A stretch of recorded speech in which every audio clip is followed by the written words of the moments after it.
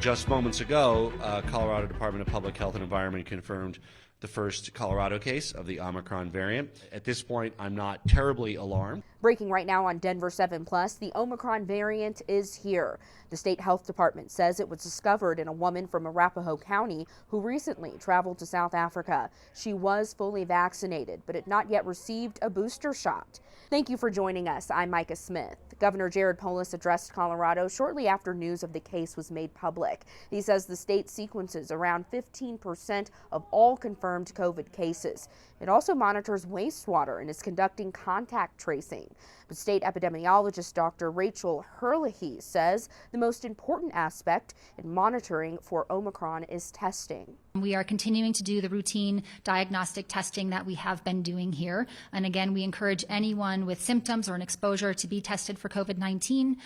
International travelers or others who believe that they may have potentially been exposed to an individual with the Omicron variant, we are recommending PCR testing specifically. So we prefer that over the antigen testing. And that's because with the PCR testing, we can go on to do the whole genome sequencing work. So we recommend that PCR testing 3 to 5 days after returning from that travel, and we recommend that regardless of symptoms or vaccination history at this time. Earlier today, Minnesota became the second state to confirm the presence of Omicron. California identified the first case yesterday.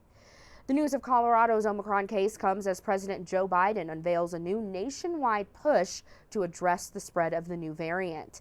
Alex Perche has the details from Washington. Today, a second confirmed case of the COVID variant Omicron here in the U.S. This one, a man in Minnesota. The state's Department of Health saying the patient is from Hennepin County and is fully vaccinated. He developed mild symptoms on November 22nd, got a test 2 days later, and has since recovered. But they also say the patient recently traveled to New York City for an anime convention just days before his symptoms started. New York's Governor Kathy Hochul encouraging each of the estimated 53,000 attendees of that convention to also get tested. That we knew it would come to New York State at some point. The White House is rolling out a list of actions to combat the new variant, including making at-home rapid tests free, extending the mask requirement on public transit through mid-March, and requiring more stringent testing protocols for all international travelers. One of their biggest initiatives are new steps to, quote, ensure the nearly 80 million eligible Americans who haven't gotten vaccinated get a shot as soon as possible. The same goes for boosters. Only 44% of eligible seniors have gotten their booster. I'm calling on pharmacies, and they've been cooperative, big and small, to offer more appointments, more walk-in hours, including on weeknights. The administration saying 2.2 million doses of vaccine were administered today, the highest number since May. In other places, fears of the unknown is driving demand for the shot. Crowds at vaccination sites, slots booked for weeks at some pharmacies. The availability dates were getting pushed into next week and the week after.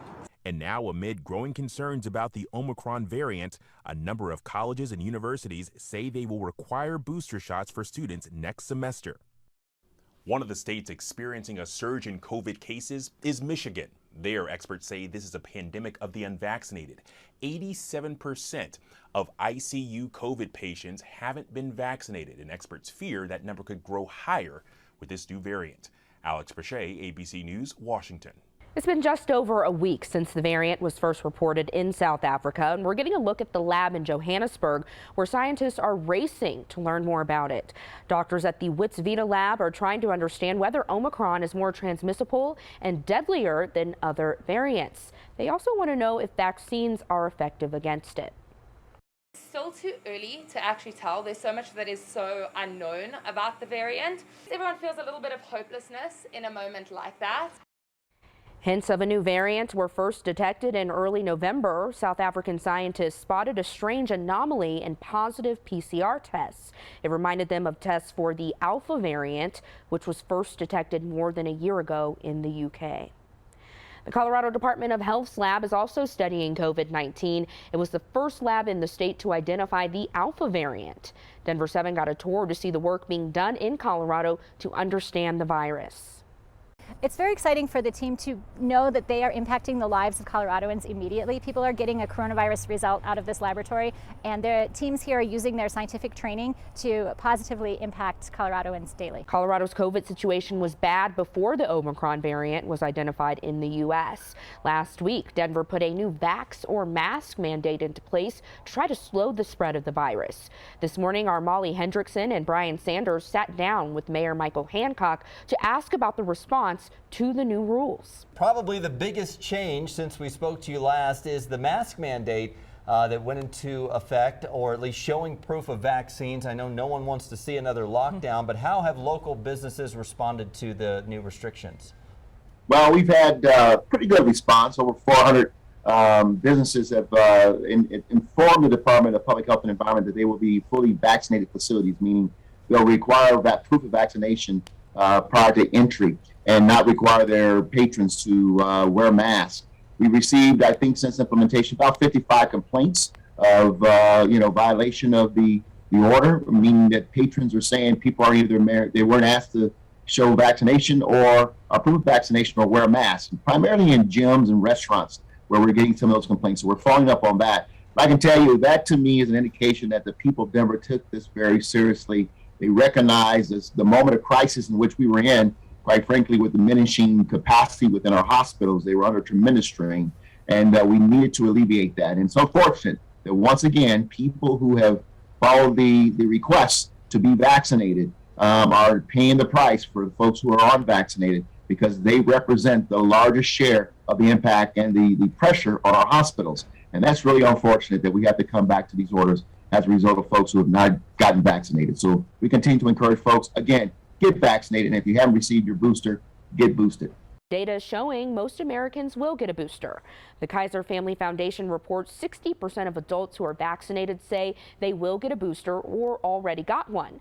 But overall faith in vaccines appears to be falling, that is. Less than half of adults say they feel optimistic about vaccines. 2/3 of adults said the same thing in January. It's been a year since the first COVID vaccines arrived in Colorado. Since then, we've heard nonstop about the importance of getting a shot. Some people still aren't getting the message, and some of them are ending up in overcrowded ICUs. Denver 7's Veronica Acosta spoke with doctors and nurses about convincing the vaccine holdouts to get a shot. Well, it is all about education. When a patient walks into a clinic or a hospital hesitant about a COVID shot, doctors and nurses say most times they just want to be heard and they just want their questions answered. Christopher Batelli, a nursing student, knows this process firsthand from a patient and healthcare provider's perspective. He actually grew up unvaccinated himself, only realizing how important that was after he turned 18. Now he uses that experience to help others who are questioning getting the shot or are too afraid to.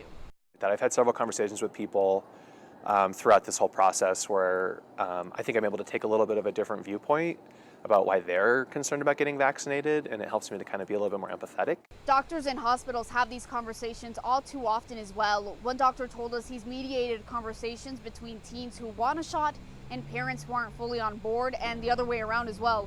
He says he's also had breakthrough moments with patients who really just want to know how the vaccine is going to make them feel afterwards. The toughest moments for him and his colleagues have been hearing ICU patients with COVID who aren't vaccinated and are then asking for that shot. We do see folks coming in wishing they had been vaccinated. And of course, at that point, it's too late. We do the best we can to take care of them and encourage them to get vaccinated after their illness. But boy, we sure have a lot of folks in the hospital that don't have to be there. And the push to get as many people vaccinated as possible, that continues. Leaders encourage anyone who's had their COVID shot for more than 6 months to go ahead and get a booster. In Denver, I'm Veronica Acosta, Denver 7.